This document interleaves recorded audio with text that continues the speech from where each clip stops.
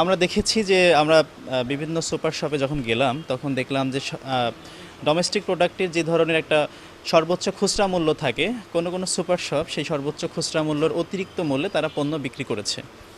এবং for example আমরা soybean তেলের কথা বলতে পারি। সয়াবিন তেলের গায়ে সর্বোচ্চ খুচরা মূল্যের উপরে তারা আরেকটা স্টিকার বসিয়েছে, যেখানে 499 টাকার বদলে তারা 399 টাকার বদলে 450 টাকা বসিয়েছে।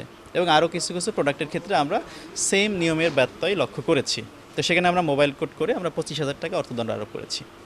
পরবর্তীতে আমরা এই শুরুসি ফ্যামিলি মার্ট এই সুপার শপে অভিযান পরিচালনাকালে দেখলাম যে এখানে তেঁতুলের একটা আইটেম সেটা প্যাকেজাত করা অবস্থাতেই ছিল এবং সেখানে এটি পচে গিয়েছে, অর্থাৎ তার যেই নির্ধারিত মান থাকার কথা সেই মান থেকে বিচ্যুত হয়েছে। তো এটা আমাদের মোবাইল কোড এবং ভোক্তা অধিকার সংরক্ষণ আইন 2009-এর একটি ব্যত্যয়, এবং আমরা এখানে মোবাইল কোড পরিচালনা করেছি এবং পরিচালনা করে এখানে 5,000 টাকা অর্থদণ্ড আরোপ করেছি।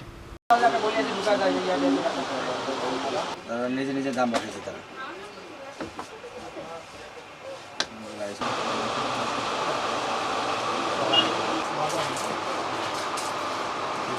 মালিক কি আপনি?